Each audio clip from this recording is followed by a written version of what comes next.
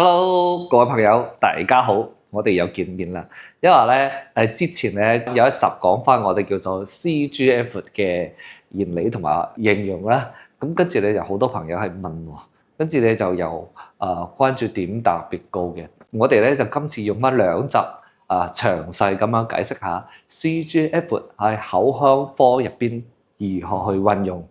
咁啦，咁首先我哋有一個概念係咩叫做 CGF？CGF 咧就係提取你本身自己嘅血液，跟住咧將佢分離，抽出我哋嘅濃縮生長因子。呢個 CGF 嘅其實中文解釋版就係咁樣噶啦。咁佢究竟有咩好處咧？咁我既然過嚟睇牙咧，又係我身上吉多一針，抽我10幾毫升嘅血液。咁好多朋友覺得，哎呀好麻煩啊，同埋又有吉多針痛好緊要。但係咧，你聽完我呢兩集講翻解釋咗佢嘅區別之後咧，我覺得你應該都會接受呢個CGF 用於你口腔科嘅，我哋叫做口腔外科啦啊。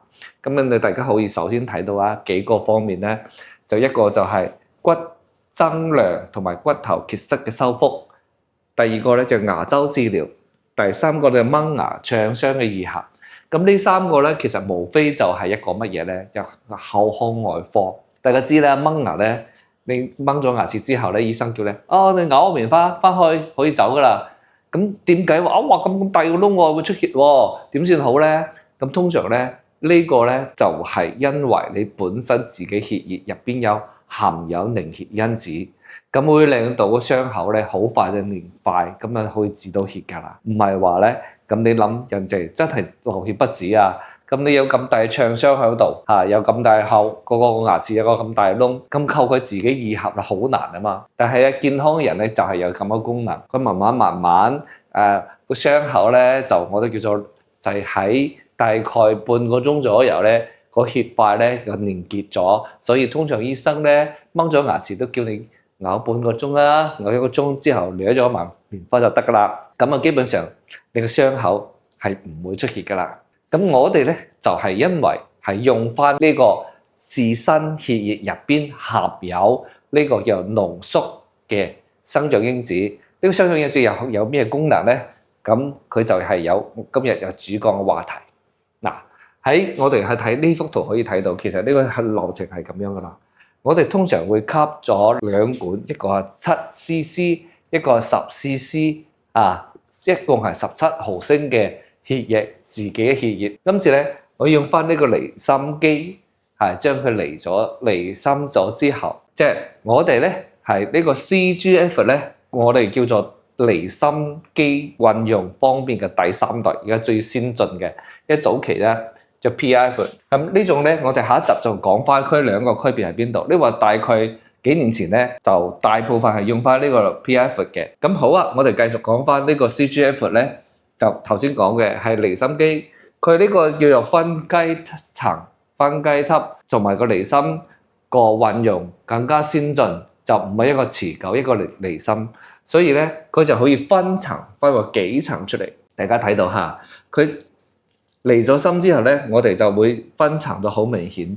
佢冇用嘅常規嗰個紅細胞呢啲就全部沉澱到底下落去。跟住上邊可以用翻嘅血小板啦、生長因子啦、各種凝膠狀嘅嘢咧，就可以我哋抽咗出嚟，好同埋骨粉溝埋一齊。另一管咧就可以將佢壓迫咗出嚟咧，變成一個凝膠，另外再吸收咗個上邊嘅水分咗之後咧。係一層變做膜呢相當係一個叫乜嘢咧？相當一個我哋叫骨膜咁樣。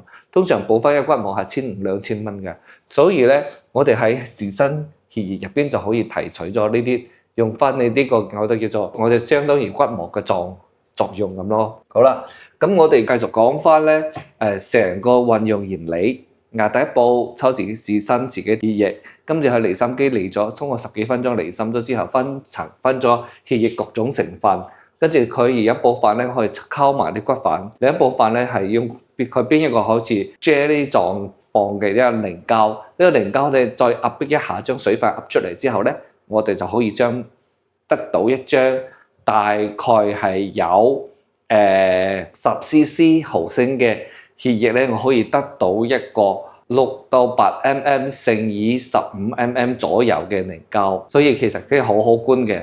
咁我用咗第二方面嘅傷口會比較大嘅時候咧，佢有幫助嘅。好啦，我哋繼續講翻佢個運用喺邊度咧？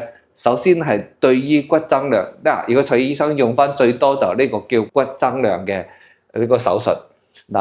大家知道掹牙之後，佢要好多會同你講翻要做翻呢個補骨粉嘅。呢個時候咧，咁我哋就首先就通過呢個 CGF 嘅技術得到一個濃縮嘅生長因子。咁呢個咧，我哋溝埋骨粉，令到骨粉入邊就混埋呢個凝膠狀嘅骨粉，可以縮形咗出嚟。另一方面可以得到一個相當於骨膜一個凝膠。咁跟住咧，我哋可以將骨粉填喺個創傷上邊，跟住咧上邊再冚翻一張我哋叫做頭先得到骨膜。咁會有咩好處咧？會促進咗新骨嘅形成，即係減少呢個新骨形成時間，提高咗補骨材料嘅成活率。咁我會令到佢更加即係可以運用嘅呢啲骨粉成功率會更加高嘅，同埋增強嘅骨再生效果。最終咧就降低咗感染同埋發炎嘅風險嚇，呢個其實好緊要噶。因為咧我哋咧經常會做翻一個乜嘢叫積掹積重，有時咧雖然你嘅牙齒係屬於慢性炎症，我哋係屬於叫積掹積重嘅範疇之內，但係咧佢都會即係有存在感染嘅風險。咁呢個時候咧，醫生咧假使通過呢個 CGF 技術咧，會大大減輕咗呢個傷口嘅感染嘅風險咯。即係我哋叫做咩？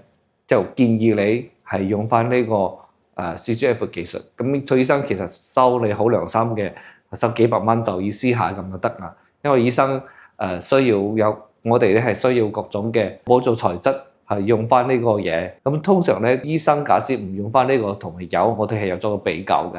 咁呢個機率大概可以減咗，即係減炎啦，同埋失敗嘅機率啦。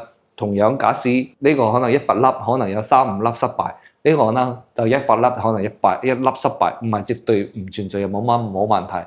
但係咧，真係大大降低咗呢個成個種植體同埋骨頭失敗嘅風險。另一方面就係着重於牙周治療。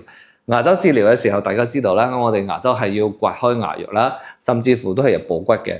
翻半牙周翻半嘅時候咧，會快速嘅恢復咗個傷口癒合咧，同埋牙周袋治療咗牙齦退縮嘅修復，促進咗牙周韌帶組織嘅再生，同埋減輕咗牙周炎嘅再次感染啦。呢個就係牙周方面嘅運用。